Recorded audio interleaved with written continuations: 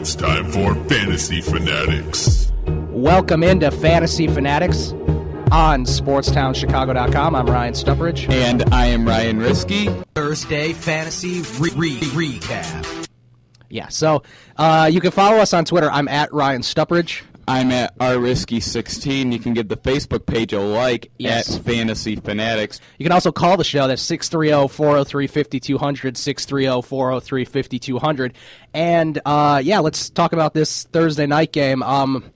It was one of those classic non-exciting Thursday night games, I guess you could say. I mean, what did you expect between the Dolphins and the Bills? Yeah, exactly. Ryan Tannehill, he played pretty well again. He threw for 240 yards. He was 26 for 34, 2 touchdowns. Did you see what his passing numbers were on passes that were under 10 yards thrown? I did not. Is it? It's outrageous. It was 22 of 25, and then after 10 yards, he was completing under 20%. Yeah, that's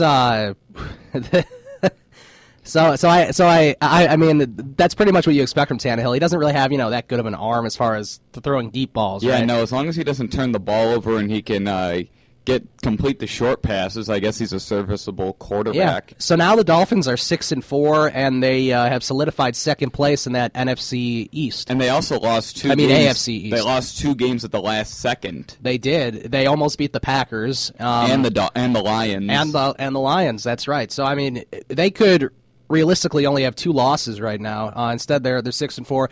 The Bills fall to 500 and 5-5, but the Bills is an interesting team. I understand they have Kyle Orton, and that's going to really backfire. But did you see the intentional grounding call?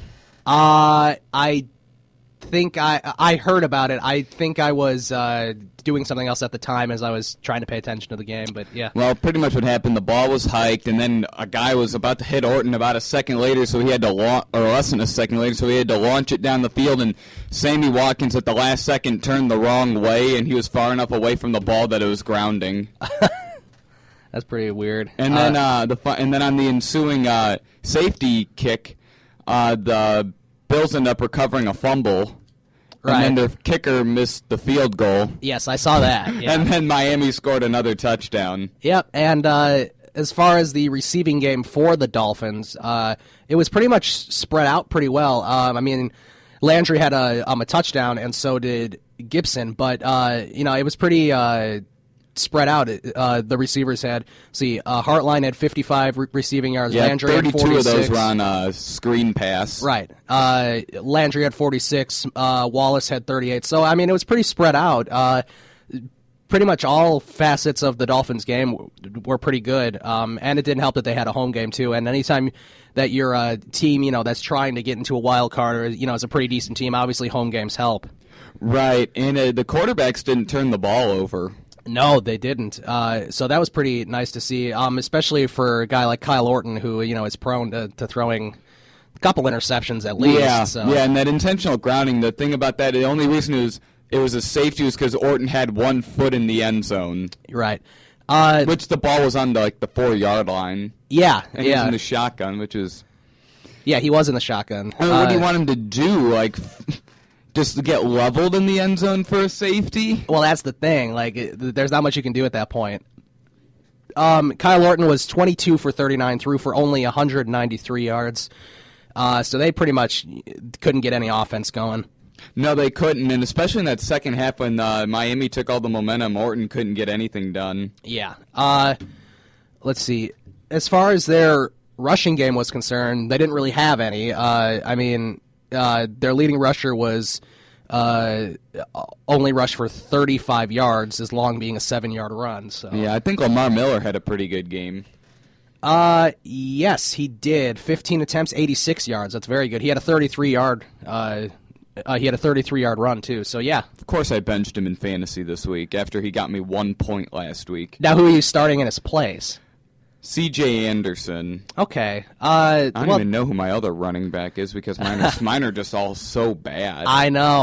I think you're projected to lose again this week, but you never know. It's so hard to go by projections. I was projected to beat Andrew Freeman last week, and he beat me bad. So. I have a better chance of winning this week than I did any of the previous 3 weeks. Yeah, so that's a good sign because you and me are tied in the Eastern Division. You lost last week? I lost to Andrew last week. Yeah, so we are both 6-4. You know, I actually almost won, which is the funny thing. The only reason I lost was because the guy I played had Aaron Rodgers. Yeah, and he got, what, like 2,000 fantasy points? Yeah, something outrageous like that. Coming up a little later in the show, after our first break, we're going to talk to Chris Simpson from the Daily Blitz. He'll talk about some fantasy ads and drops, and we'll talk about NFL Week 11, of course, see if the Bears can get a win. Then we'll talk a little later on about the Bears, and we'll make our NFL picks. Right. Oh, I got Rashard Jennings starting. Some idiot dropped him. Oh, really? Some idiot dropped. I did not look at that. Someone dropped Rashad Jennings, so I picked him up, and now he's finally healthy. Right. Well, hey, that's pretty good then. Yeah, I need some sort of running back, except he plays the 49ers, which is the problem. Let's see here. The scoring summary of that Thursday night game: Sturgis had a field goal, then Carpenter had a field goal. It was 3-3 going into the second. Then the Bills actually took a lead into halftime, 6-3, a Carpenter 21-yard field goal. Then in the third quarter, Carpenter hit a 46. So at that point, they were up 9-3. But then they didn't score anymore as Tannehill threw a 7-yard touchdown pass in the third quarter. Then there was a safety. So that was another 2 points added on.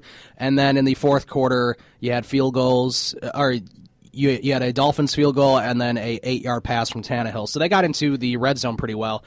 So that seems like a pretty good thing. In the second half they did. I think it was 6-3 at halftime. Right. So now we are going to take a quick break. We'll come back. We'll have Chris Simpson from the Daily Blitz. He'll talk about NFL ads and drops in NFL Week 11.